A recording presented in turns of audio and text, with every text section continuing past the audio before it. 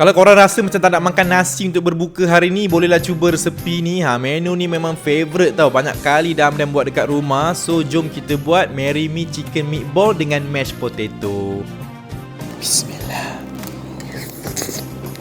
First, untuk mashed potato, masukkan dalam 4 biji kentang yang dah rebus dengan 1 sudu butter, garam dengan black pepper sikit. Lepas tu korang boleh mashkan je macam biasa. And then bila dah halus, boleh masukkan suku cawan susu dan kacau sampai dah dapat tekstur yang macam ni. Next, dalam chopper boleh masukkan 500 gram isi ayam, setengah cawan breadcrumbs, biji telur, garam sikit. Dan untuk bagi lagi sedap, kita nak guna aglio olio seasoning mix ni. Dalam ni macam-macam dah ada dah. Korang boleh tengok dekat beg kuning bawah ni. Lepas tu boleh masukkanlah dalam 2 sudu macam tu, and then boleh chopkan sampai halus. Untuk elakkan dia melekat, boleh letak minyak sikit kat tangan. Lepas tu korang bulat-bulatkan dia macam biasa dan pan grillkan sampailah dia masak dan ketepikan dulu. And then untuk gravy pula, tumiskan setengah biji bawang holland dengan 5 ulas bawang putih. Lepas tu bila dah layu sikit, boleh masukkan cherry tomato sekali dengan tomato puri, sos cili, cooking cream, garam dengan 1 sudu aglio olio seasoning mix tadi tu. Kacaukan sekata, kemudian boleh masukkan parmesan cheese, and then masukkan pula meatball kita tadi tu, dan dah siap resepi Marry Me Chicken Meatball dengan mashed potato kita hari ni. Serius memang sedap. Korang kena try resepi ni untuk berbuka nanti. So tunggu apa lagi? Dah boleh keluar pergi cari bahan-bahan dan try lah buat sendiri kat rumah.